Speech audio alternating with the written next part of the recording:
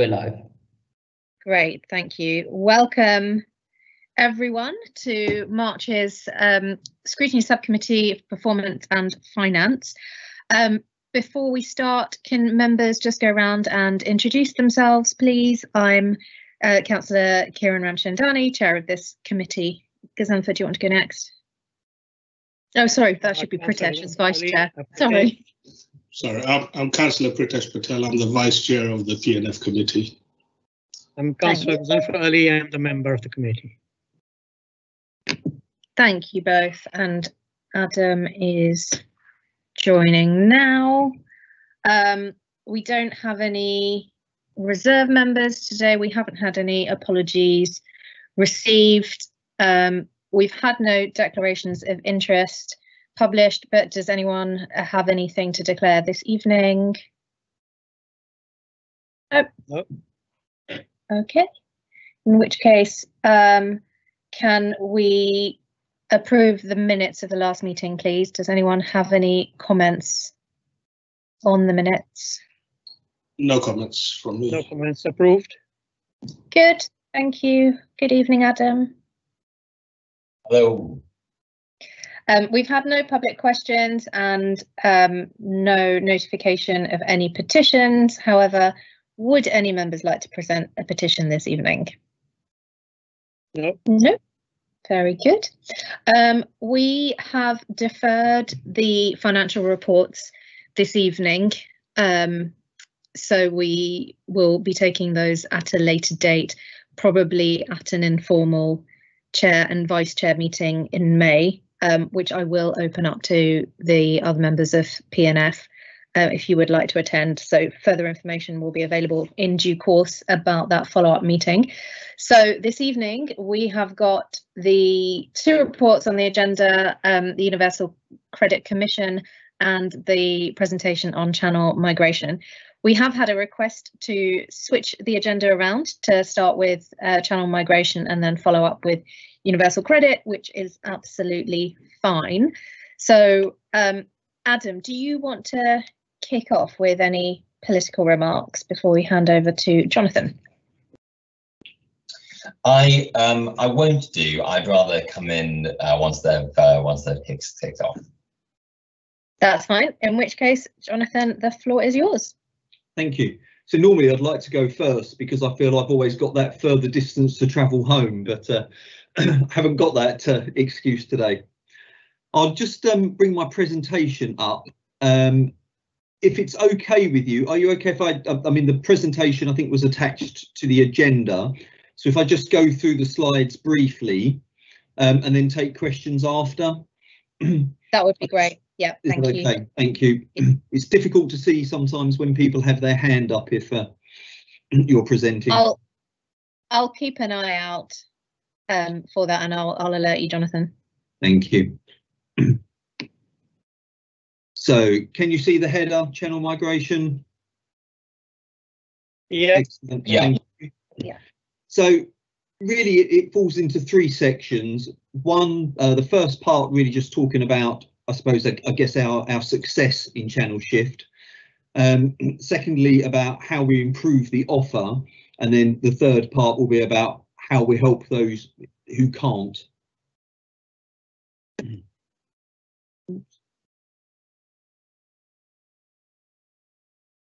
Okay.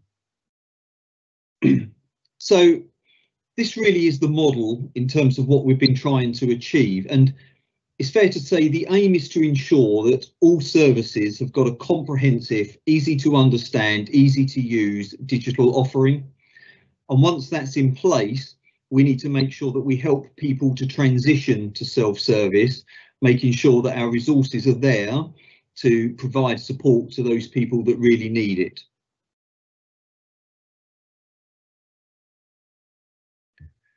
This is just a snapshot of the data, which I guess just highlights the almost seismic shift we've had towards digital over the last 5 years.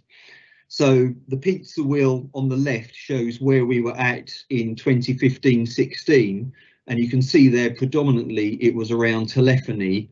5 years later, the pizza wheel has moved dramatically to the left, showing that the vast percentage now of customer contact comes to us via either the My Harrow account or through our residents using web forms. You know, and we've seen that sort of shift where we now handle an extra 250,000 web forms per annum, and nearly 300,000 less calls coming in.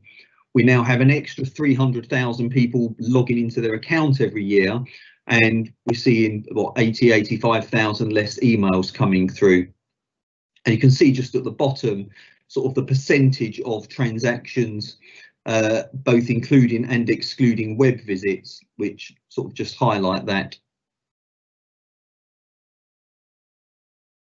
And then this slide just shows that I've just taken a sample of services that shows the progress made, and it's across a range of services, both complex and emotive. I say emotive because bin collections really sort of ticks that box.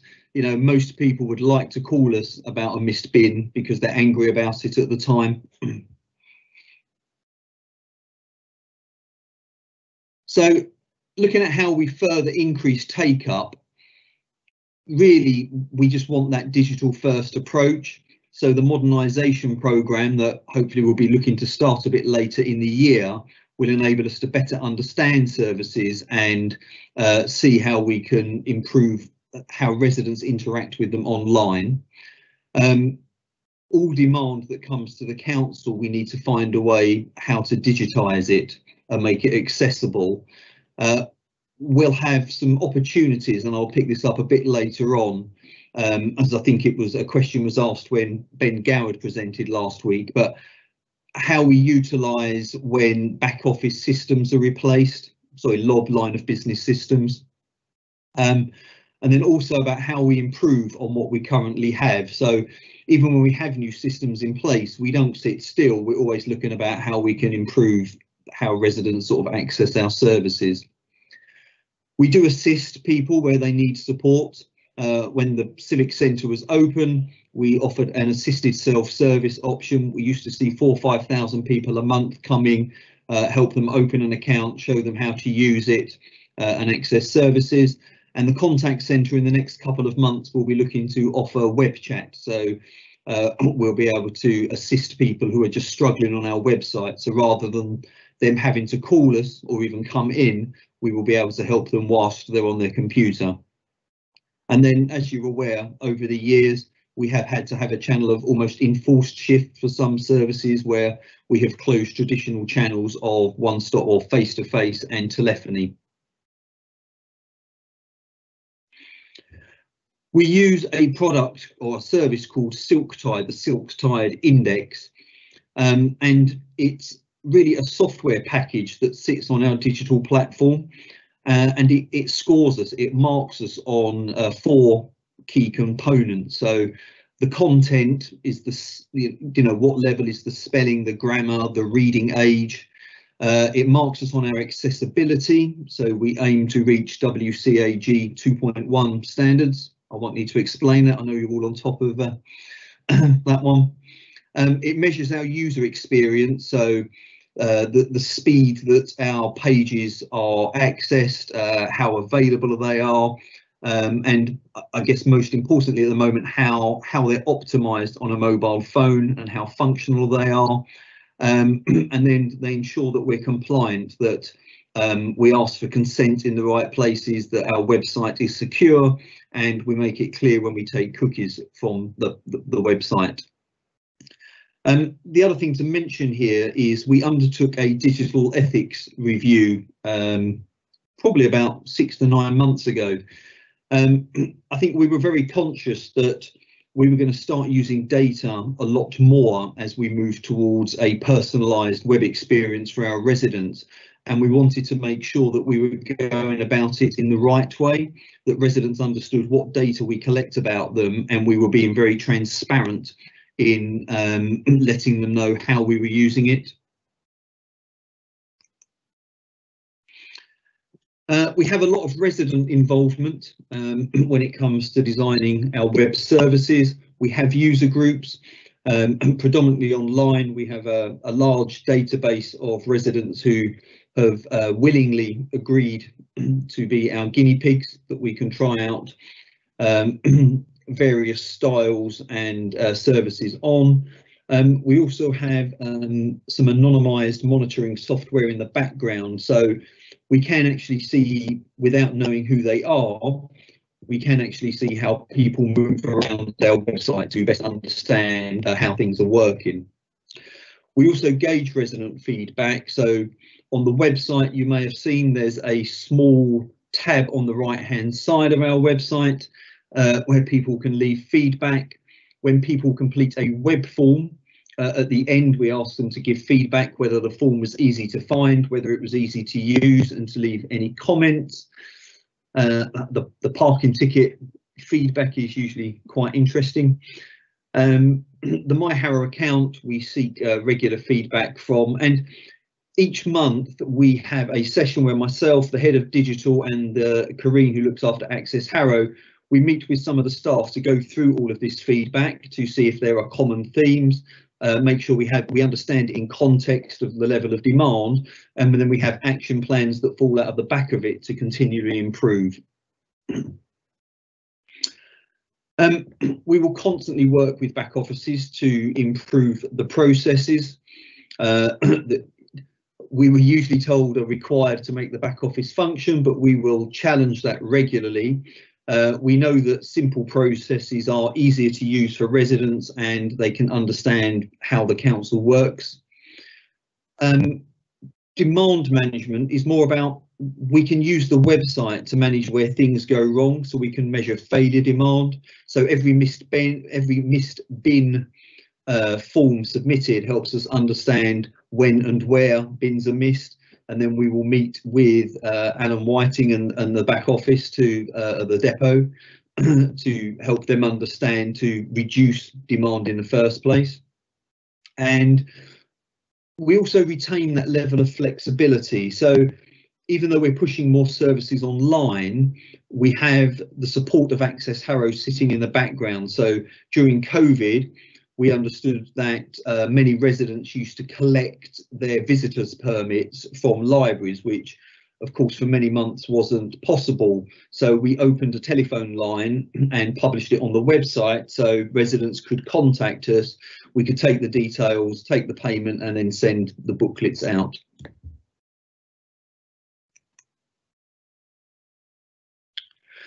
So the exciting stuff, certainly around making it easier, is Ben and the team are looking to introduce far greater levels of personalisation over the next sort of 12 to 18 months. And why this makes life easier is it will start to promote services on the homepage. Everybody will almost have their own personal homepage to the website. So the more you use it, the more services that you use will be on your landing page.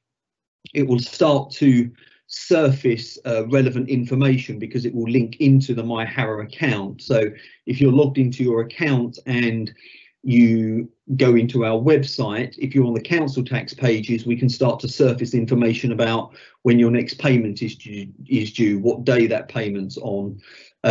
Likewise, on the benefits pages, it will let you know when the next payment will be due to you or to your landlord. So rather than having to search on the website, we're almost taking information to you directly, trying to make sure we can deliver that Amazon style service.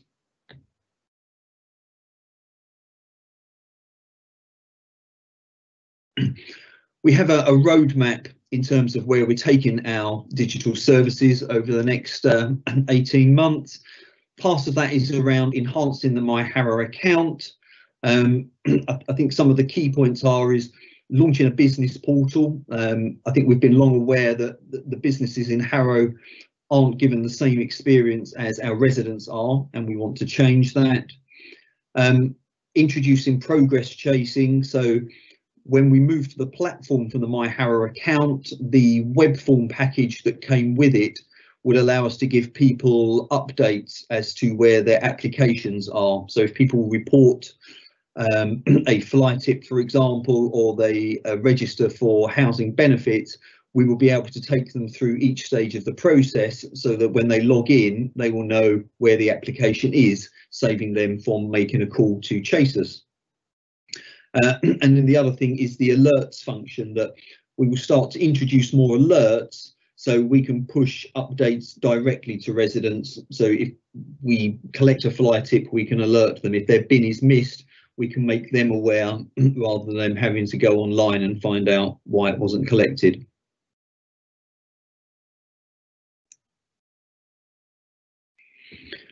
I've mentioned the personalisation and the account integration. I mentioned earlier about line of business systems.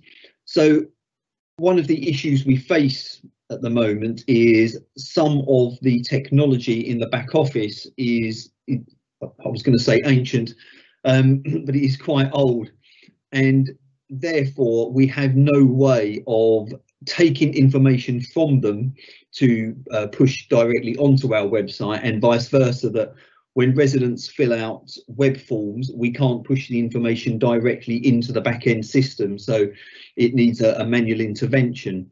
And over the next couple of years, these systems are or will be in the process of being updated. So public protection and environmental health is a favourite of ours. The current system, MVM, is very old, and there's literally nothing we can do with it. So we have web forms on the site, but really what happens is we download them quickly and push the information into the back office to sort of let people, to almost give that feeling of digitalisation. But as these systems are upgraded, we will be able to surface real-time information and push information directly into these sites so that they can go straight out to the relevant council officers as well.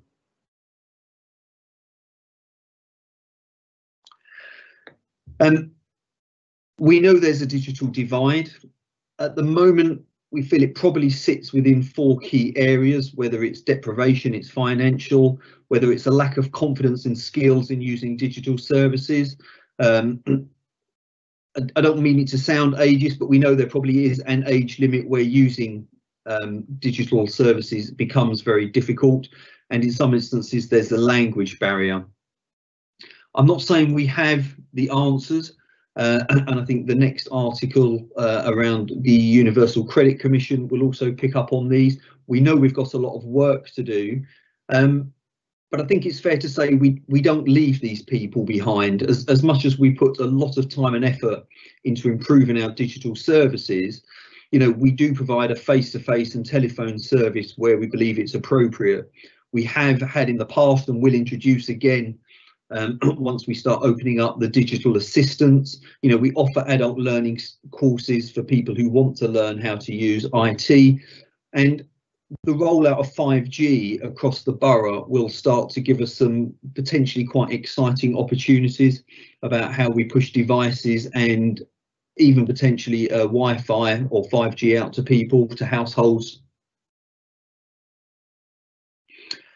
The final bits to pick up on is, I think what we've realised is that the last 12 months when COVID affected us, obviously the council took a very much a front foot on providing a personal service to many residents, especially those on the clinically extremely vulnerable list.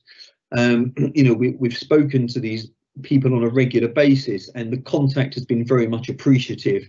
We've offered financial support and food provision to those that need it most, and given advice and guidance on welfare support. I think we've become very conscious that technically from last April, although it's been delayed because of COVID, we were due to close the telephone lines for revenues and benefits to produce a saving. And I think it's made us think about, do we look to provide a different model to ensure that we can support those people who require support. Now, this is initial discussion, nothing has been agreed, but we're having those conversations about how we retain and potentially repurpose the staff. Now, what this will or could involve is the Civic Centre reception is most likely going to close, or certainly wouldn't open in the same way. So we'll look at providing a face-to-face service through the library network. We have a great opportunity with the new Greenhill site that we can offer that supported self-service that supported self-service option, and also introduce support in scanning documents so people can upload their own evidence straight into their account. But what we would still maintain is some form of case management for complex cases. So we wouldn't look to introduce the appointment system again. And in fairness, we were seeing less than 200 people a month, but if people came into the library, we could use one of the offices there to actually make sure, give them reassurance and talk them through their case where required.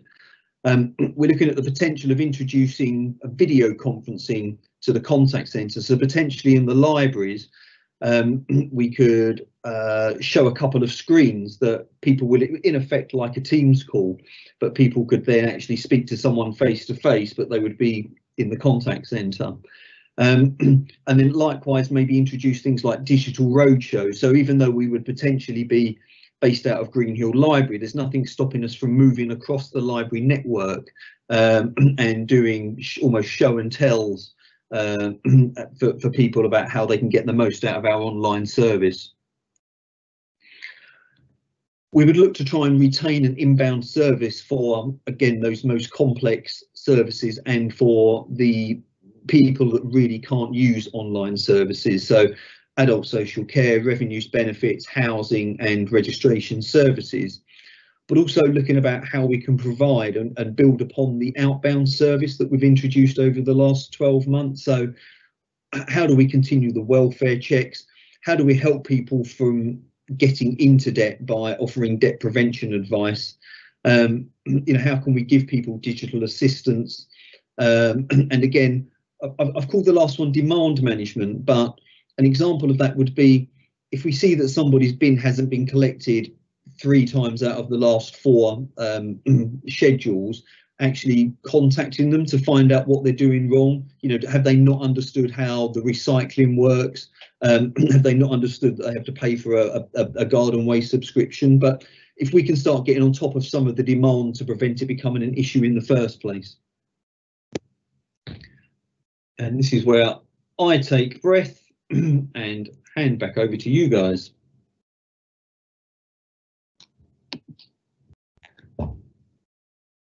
That was really interesting. Thank you, Jonathan.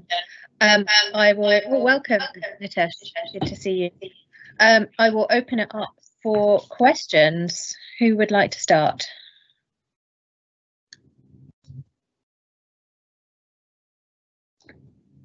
I mean, I can start. Okay. Well then. Yeah, I mean, just a couple of questions that I had. The feedback that you received regarding this service, I mean, I noted that, you know, in the data you've said self-service, you know, some of the, you know, for example, council tax business rates, we've got 95% sort of usage, if you like it. I'm assuming that's what you meant by that. Yes, so it means that 95% of all the inquiries across all the channels are handled through self-service. Yeah, but what I'm sort of interested to understand, and I don't know if we have this information or data, is of the population of Harrow, how many do you think are interacting in a meaningful manner with our website and this service that we provide? Do we have any kind of idea? Yes and no. So I suppose coming in from the other side, about 3-4 years ago, we did quite a big piece of work looking at every household that had telephoned the contact centre. So out of about what is about 90,000 domestic households in the borough, we found around about 40–45% of households had contacted us in the previous 12 months. So we know that not the whole borough is contacting us, which sometimes is more scary when you look at the fact that we deal with about 5 million inquiries a year, but so thank goodness the other half aren't contacting us.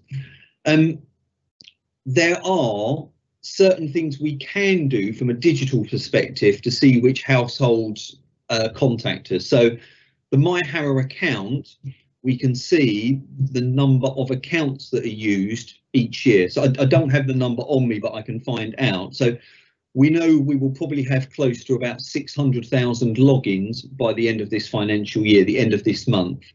So people who have actually gone into their My Harrow account and looked at something, downloaded something, or gone back onto the website. So because we know who has contacted us, we can sort of track back to look at households. We don't track it because it's not a straightforward thing to do, but physically, when somebody submits a web form, they will generally submit their name and address because it's accessing a service, but that information then goes directly into a line of business system as opposed to a CRM system. So I say it would be difficult. Although the information's there, until maybe we get to a case of Power BI up and running and we can feed everything in, it would be difficult to actually access that information at the moment. I suppose the information we don't have access to is who goes onto our website and where they're from. Okay, because the reason why I asked that question is obviously I was quite surprised in the high levels of those sort of interactions that we're having.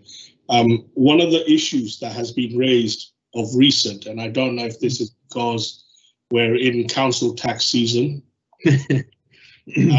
is that, you know, we're having residents complain, and this comments have been received through members to say that residents are finding it difficult to contact the council on matters associated with council tax, either via telephony or through filling in some of the forms, and they're having difficulty there. Have you, through your feedback and forms, you know, feedback channels, sort of realized whether this is happening, or is there an indication from your feedback that this is the case? Yeah, so we are always prepared for annual billing season, and a lot of work goes into annual billing, both with Fern's team, digital and Access Harrow. So almost 6 months before the council tax bills go out, then you know, the meetings start about how we approach annual billing.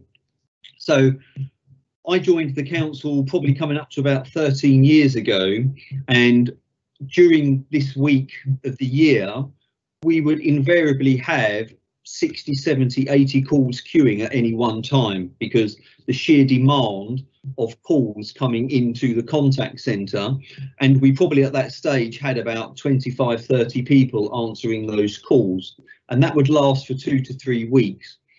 This year, we, I think, probably had a maximum of about 20 calls queuing at any one time, and we've probably got about 14 staff answering them.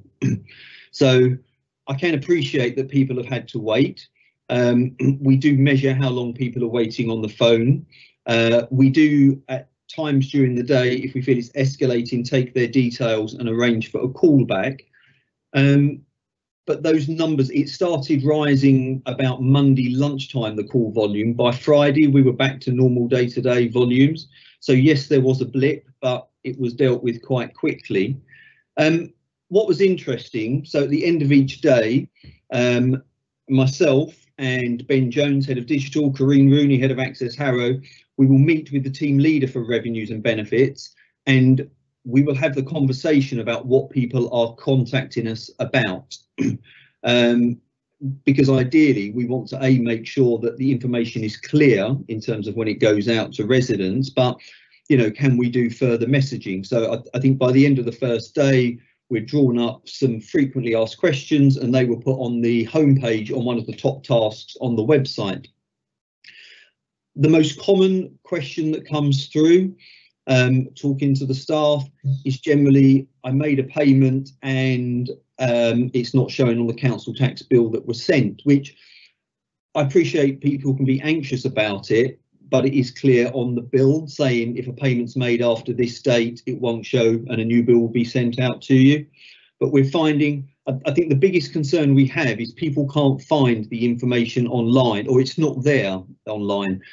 The information is available. I think we just need to find more effective ways to make it clearer when the information goes out.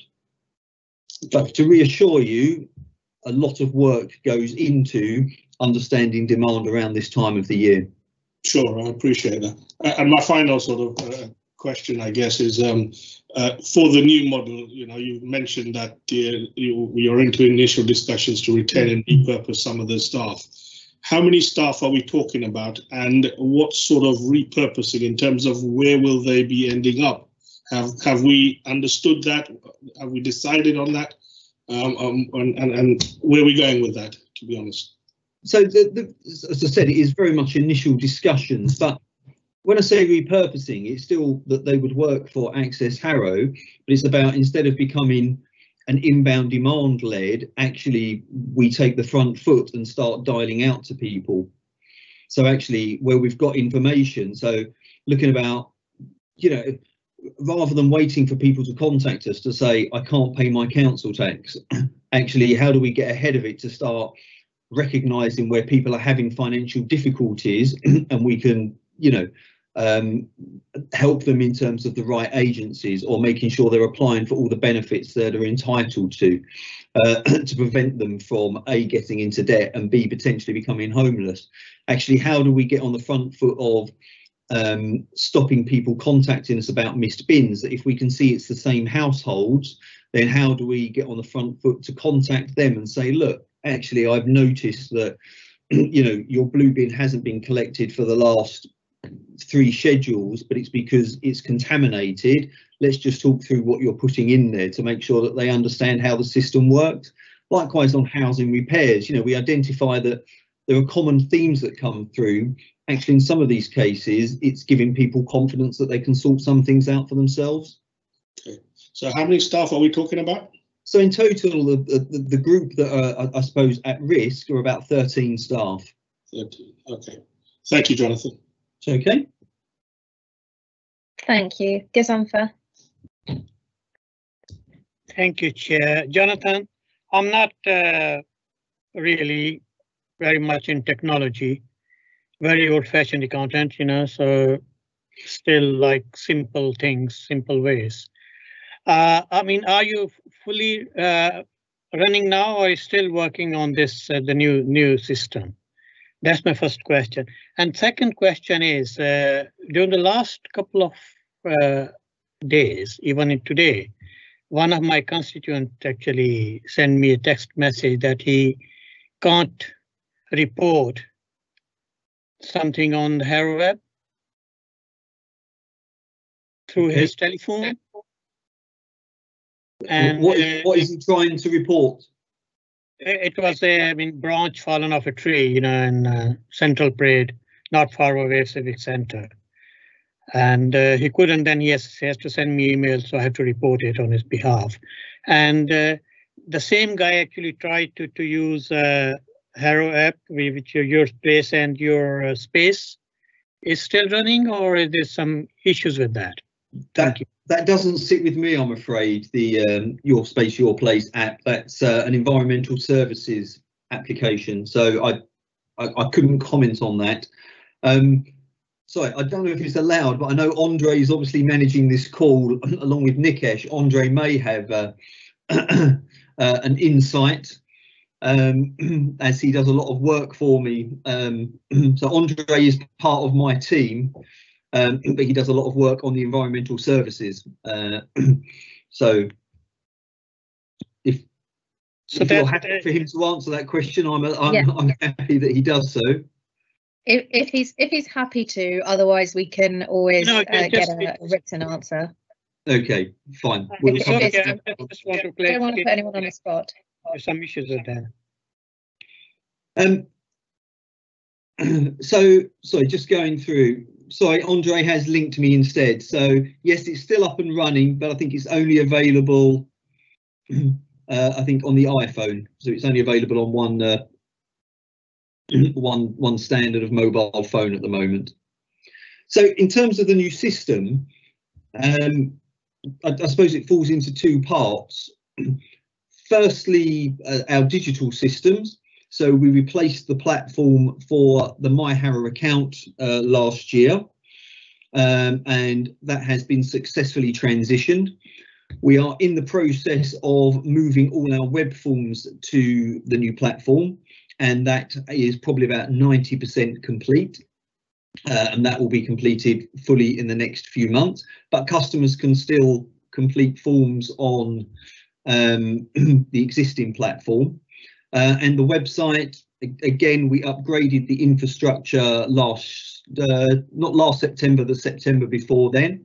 And Ben and team continue to build upon that infrastructure. So it will it will always be undergoing some form of refurbishment, but it will still always be available. What is always, I guess, being upgraded are the systems that sit behind it. So where I mentioned MVM, MVM is the platform used by environmental health and public protection. So they will upgrade their system, and once it's up and running, then the digital team will work with them to understand about how we can access web services to make sure that there is a far more fluid interaction between the resident and the back office service. Thank you, Jonathan. Thank you. I've got a couple of questions before I come back to you, Pritesh. So it's really good to see all of this moving forward, and the changes that you continue to make. I think the feedback that we've had over the past year with the outbound calls has been incredible, and it's been a really popular service that the council's introduced. So I'm really pleased that you are looking at options to keep that and to be really proactive in that way. And I think it really gives a human touch to the council. So absolutely welcome that. I've got a question around the website, and the website's looking really good. I just wondered, from the resident feedback that you're getting and from the anonymised monitoring, are you picking up any trends of what people are using the website for?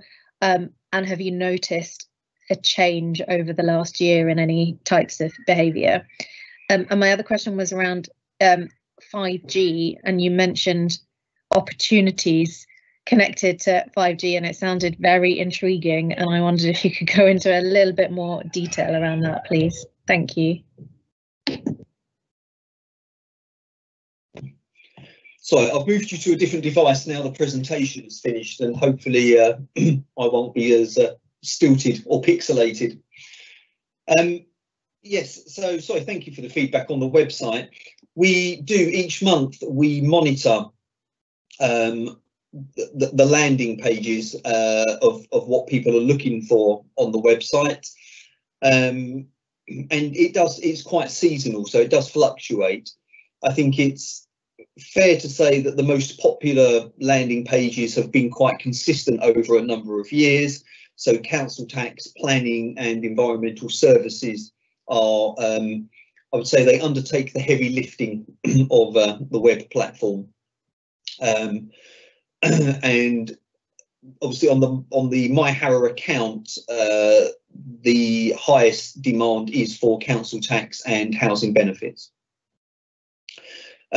In terms of 5G, I mean, it's a project in itself, so David Sclair is running the programme, but I think going forwards there will potentially be, so we all use broadband at home. The pylons, the meters, the masts also emit what's called a narrowband signal, which is a much lower frequency signal that is pushed out. And there are potential so we could potentially start using things like telecare devices. So, you know, like the care line service where people can trigger alarm in their home.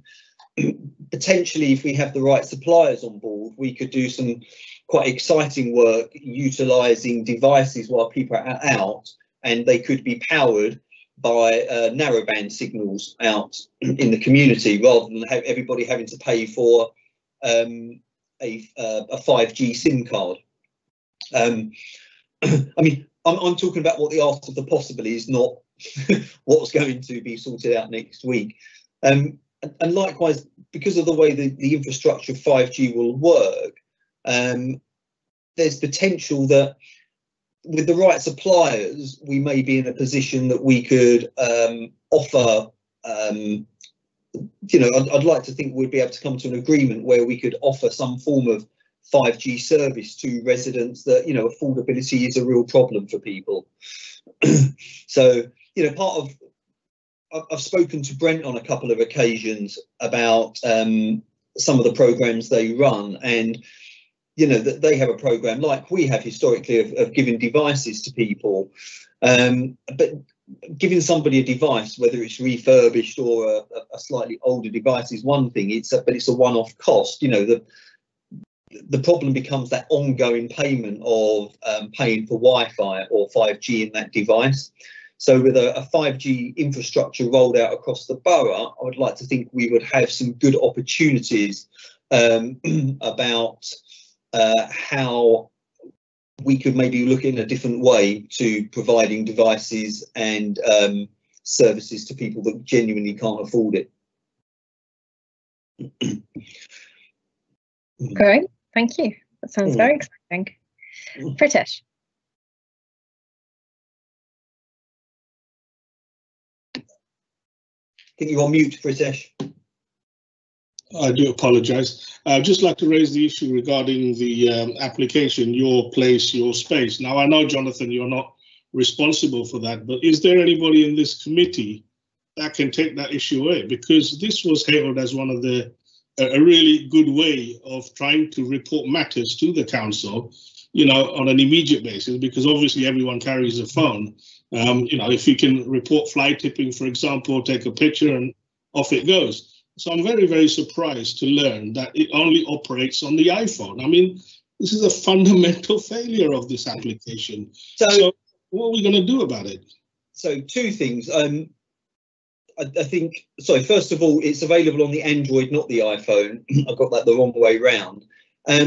Actually, the web form was upgraded. So on the website, it's quite easy now to report a fly tip, and you can take a photograph the same way the app worked. And the advantage of using the website to report, as opposed to what was the historic app, is then the report goes directly into the line of business system.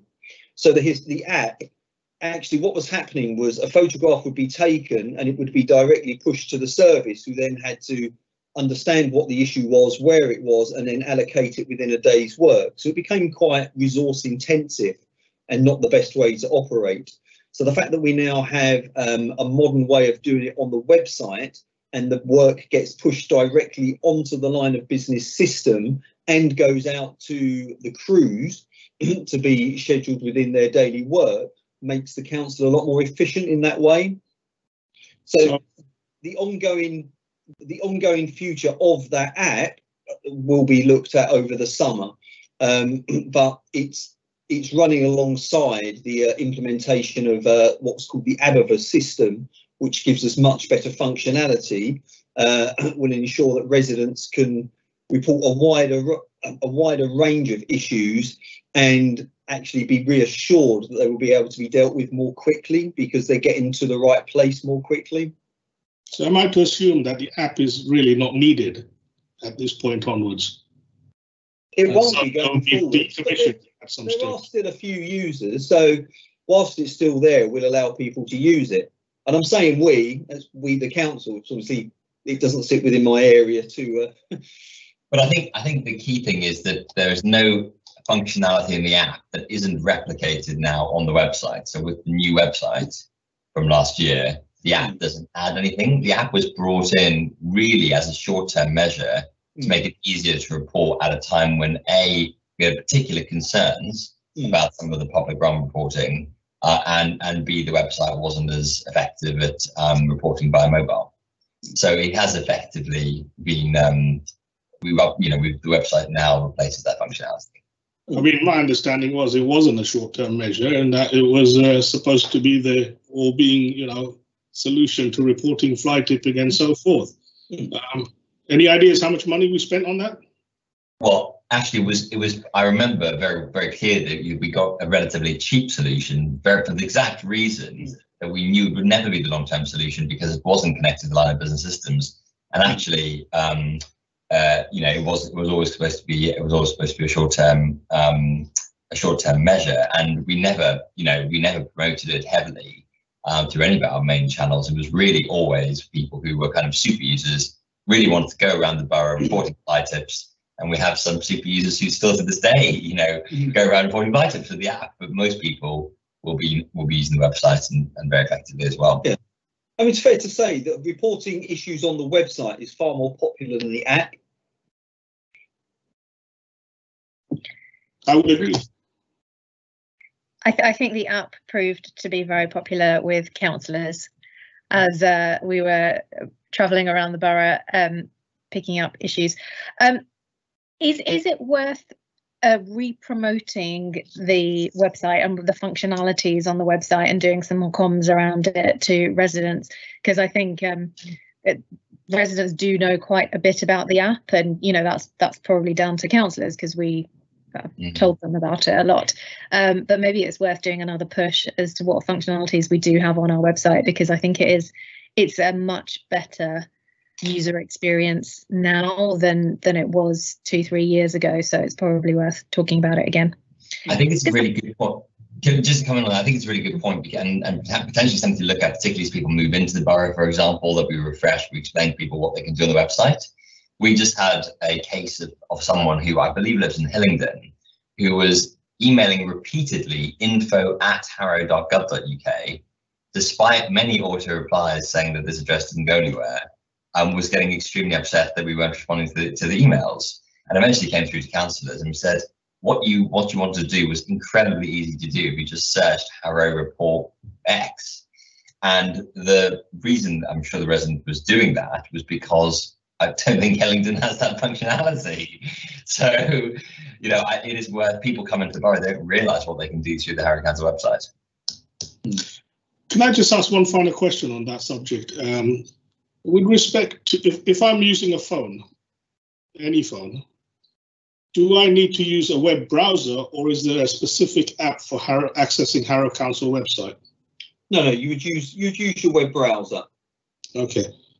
Would it not be simple to just have a Harrow Council app that you can do? We did quite a lot of research looking at apps versus mobile, like mobile optimized websites. Okay. And found that actually, generally, people, as much as we may be disappointed, people don't want to download their council's app to their phone. Fair enough. Good answer.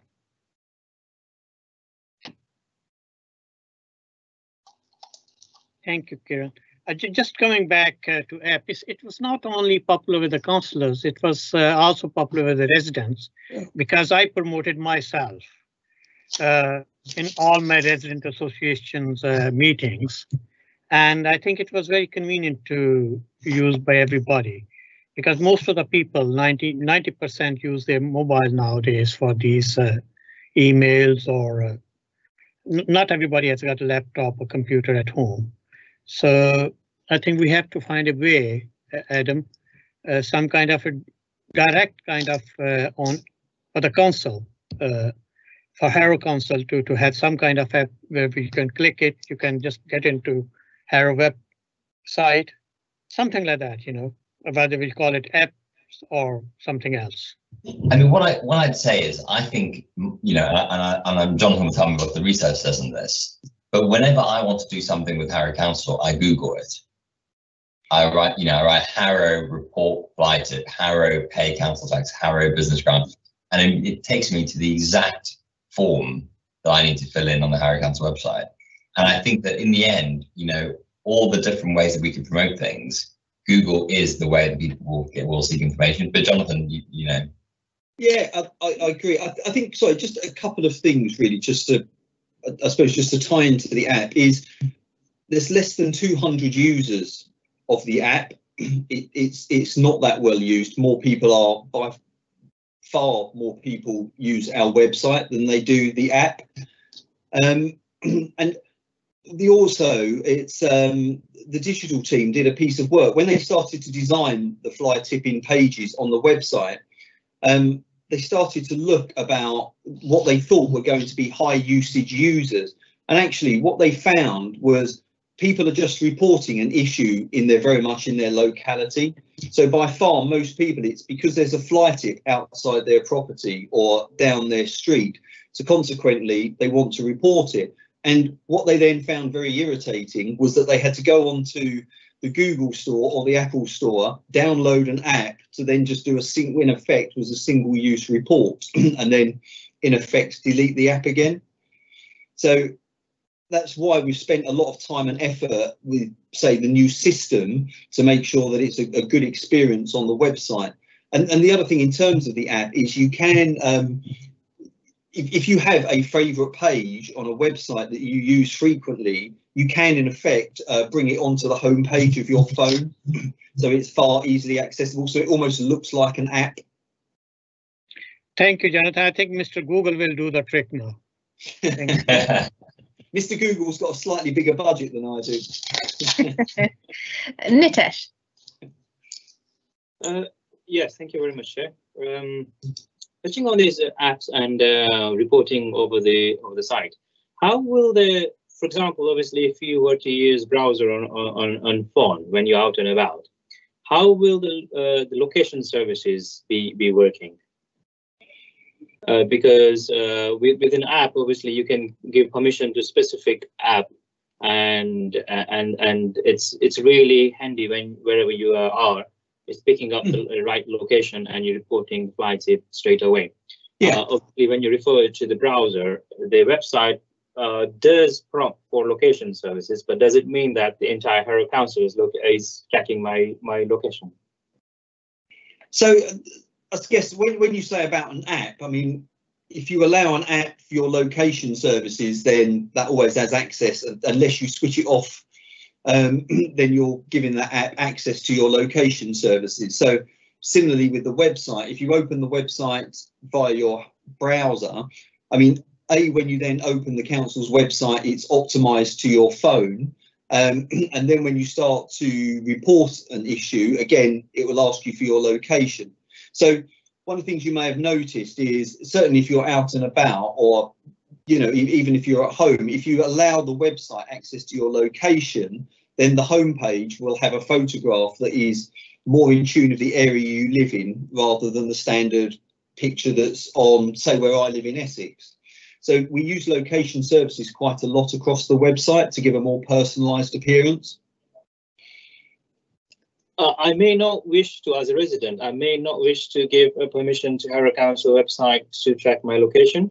But if it's an app, I do have option of actually tracking location while you are on the app itself, and when you come off the app, obviously it stops locate. So in the same way, you don't have to give us access to your location. Then what you've got the map. You just press. So I don't know why I'm doing this. You just put your finger on the spot where the fly tip is. So you don't have to give us the location. You can just point it on the map. And then the map will obviously push the location to the back office system. My point will be that with an app, it's more a control service when you're reporting, rather than being on a website. Because, as I say, because I won't be looking for where I'm standing on a map without giving the entire website permission for my location. Whereas if it was an app, I had a better service. I would like to be tracked while I'm there, while I'm reporting, but then obviously it's not tracking afterwards. So I'm trying to make a point where with the app, I was getting better services, bit of both, but with an app, with a website, I don't see it happening in the same way. No, I mean, you can switch location services on or off on the website in the same way you would for your app. So if you open an app and you access it, it'll give it your location details. even in the background, it has your location details unless you switch it off. It's the same way for the website. I use iOS. I'm not sure on Android, but with iOS, it actually has options where how much limitations, how much control you want to give it for location services. So it's not going to be continuously on. As soon as I am on home screen, it stops location. As soon as I go to the app, then it's going to start doing it. Okay. Right, I'm going to stop questions about the app. I would recommend members to use the Harrow Council website on their mobile phone and see what their user experience is in reporting services. I just tried to do something right now and it worked very well. But, you know, have a go and by all means feedback your comments. I'm sure they'll be very welcome. Are there any other questions on this topic before we move on to the next report? No, I've got a couple of questions on digital exclusion, but I suspect they'll be wrapped up in the next report. So unless there are no other questions. Okay, so Adam, did you want to add anything at this stage, or should we go to Alex?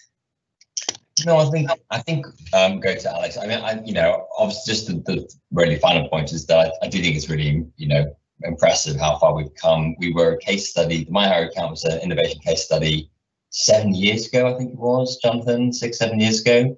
And we've continued to push the boundaries. I think we'll have, you know, one of the most, if not the most personalised, tailored website of any council that we've certainly come across. Always welcome people to find a council website that's better, but we haven't found one yet. And I think that's really fantastic and does make transacting with Harrow much easier and means that we obviously ultimately invest our resources in you know, in the things that where frontline and face-to-face service really matters. We'll keep doing that. Great, thank you, Adam. Jonathan, are you staying with us for the next item? Yeah, okay, great. All right, well, Alex, it's over to you. Thank you. How could he say no with such a lovely invite, Kieran? So just in terms of covering the Universal Credit Commission report, I think I'll only say a few words, really. The recommendations were agreed back in November 19. So it wasn't too long after this, which we were then all preparing for and then dealing with the pandemic. However, in terms of the things that we've been able to do, the back half of the recommendations in terms of the implementation around universal credit and the links in with DWP were relatively easy to do purely on the basis that we had things in flight and in motion at the time in which we could take account of with that.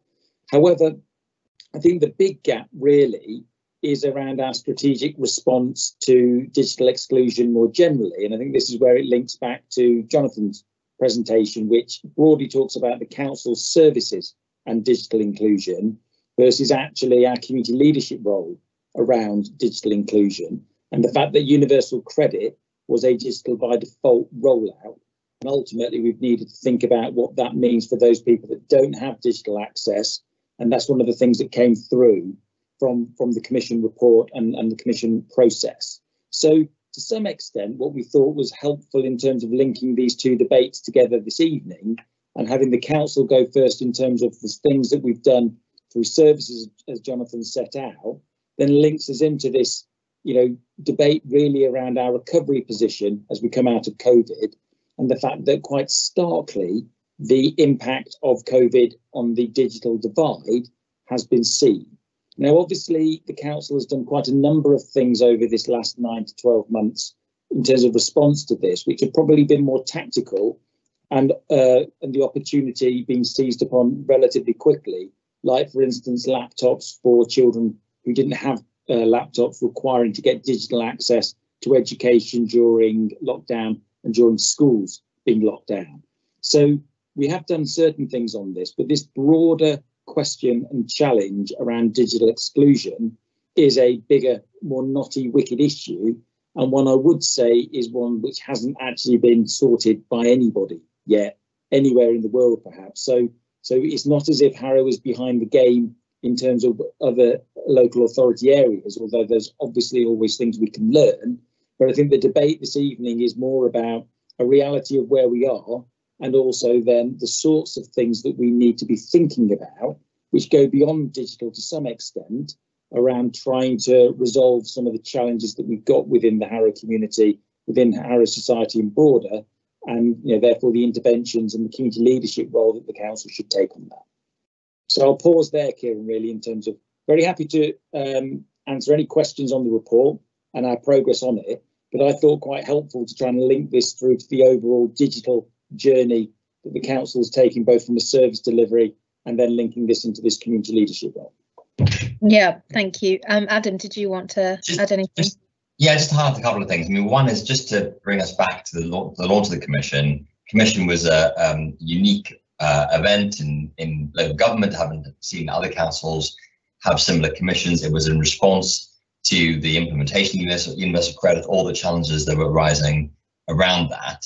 And actually it did flush out with discussion of the voluntary sector, Job Centre Plus and so on, some really practical things. And actually digital inclusion very much came out of the Commission's findings, and Councillor Chandan, you were on the Commission.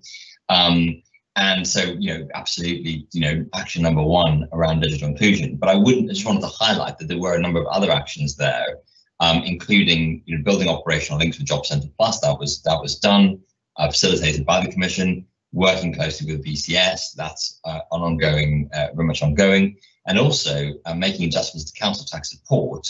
So when people make that first claim, they get a discount, which effectively helps them to cover the 5-week wait people have for universal credit, one of the biggest issues in universal credit. And again, that adjustment to council tax has not only been still one of the, I think we're again the only council in the country to have such a scheme in place, but during the pandemic, when you had 1 million more people in the country, or well over 1 million people, so 2 million people claiming universal credit, was clearly hugely beneficial. If you were a Harrow resident signing on to universal credit for the first time, you were able to get that 2-week discount because of the actions that were put in place. So I think a whole bunch of things done. As Alex says, quite absolutely rightly, the most challenging one has absolutely been on digital inclusion, and is one of the absolute top priorities in the recovery plan agenda. Thank you. Pritesh. You're on mute, Pritesh. Apologies again. My question is on Annex 2 of the report. And I was just wondering, when we look at the recommendations, there's a timescale associated with those recommendations. And most of them were for March 2020. Now, yes, what's happened, we've had the pandemic and everything. Where are we with all these recommendations in terms of, progress, but also completion? Is that the full picture of the progress, or is there additions to that picture now? So in terms of response to that, Pritesh, if you take each recommendation in turn, in terms of answering that, which is probably the easiest way to deal with that. And sorry, I'm just looking on 2 screens, which is why I'm looking away from you all as I'm looking at my screen where I've got the report on. So broad-based digital inclusion programme, no one left offline. We've done tactical responses, like we arranged for the Google bus to come in and things like that. The challenge around those sorts of things is that ultimately that will have an impact on those people that we can connect to who would be interested in that. The broader population impact is relatively low from interventions such as that. So I would say ultimately, does the council have a digital inclusion strategy in terms of how it can upskill and develop the population in Harrow? We don't have one, and therefore that is a gap currently. The second recommended, work with others to provide targeted support to people struggling with the online UC application form. This links back to what Adam was just saying around, we've done quite a lot of work through our advice network, where we've joined a lot of advice providers together, which we've had in place for a number of years, to make sure that where we can, we are getting support across, and consistent support across the sector in advising residents coming forward into universal credit. So whether or not you go into Harrow Association Disabled or the CAB, you would get a consistent approach with that. So we have made some progress on that. Implement training and support programme for the VCS organisations in Harrow. Other than what we have pushed through the advice network in terms of consistency, we haven't brought forward a specific training programme on that. So you could say that that is a gap that the conversation is ongoing, and we've got networks and relationships in place to do that. The fourth one, build operational communication links between council staff and BCS organisations around universal credit support. We have those in place again. The advice network is one of the things that we can do that through.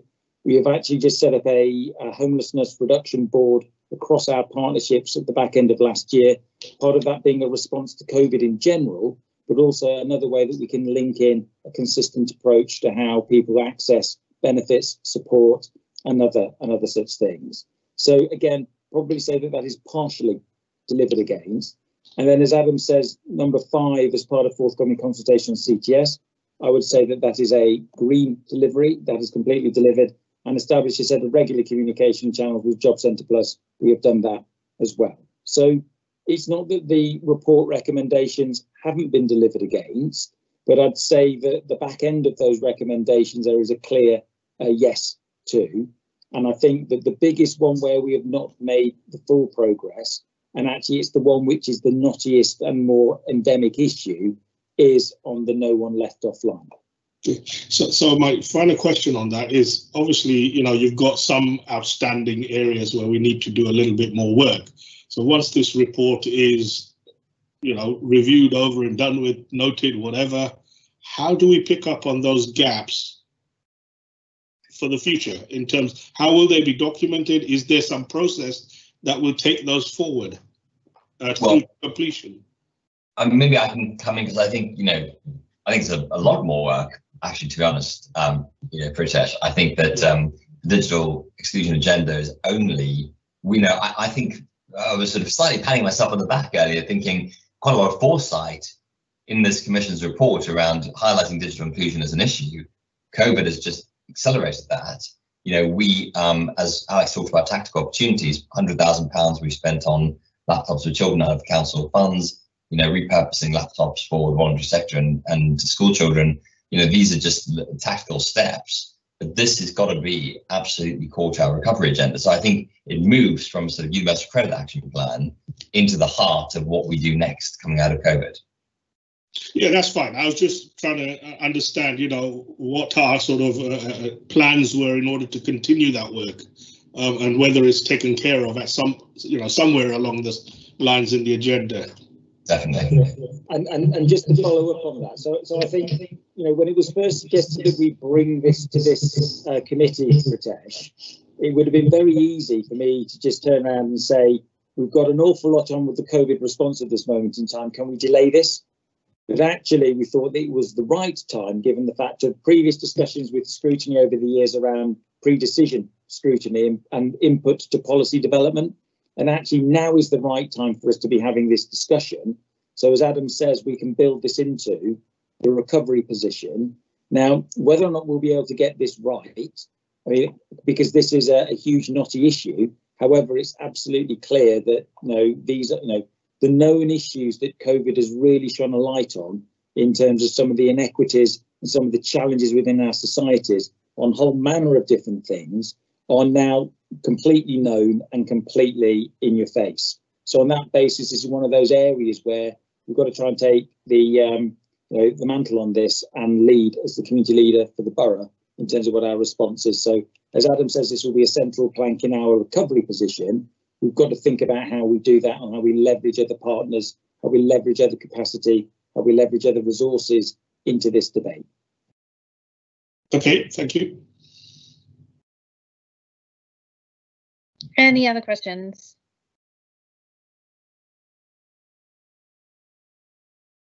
No? Okay. My questions were covered. I think the need for a digital inclusion strategy is paramount, as we've discussed. I would ask, as you make some progress with that, if you can keep this committee up to speed and maybe in the next few months come and present where you've got to and how it's all linking in with Access Harrow and what our plans are. That would be great. Very happy. Very happy, yeah. Great, thank you. Well, those were the 2 items on our agenda for this evening. So thank you very much to everyone who came along and presented and participated. It was a very good discussion. Members, I will keep you updated as to when the informal finance meeting will be in May, so you'll hear from me soon. But I would just like to say to everyone, thank you very much and have a lovely evening. Thank you. Thank you. Thank you. Good to see you all. See you soon.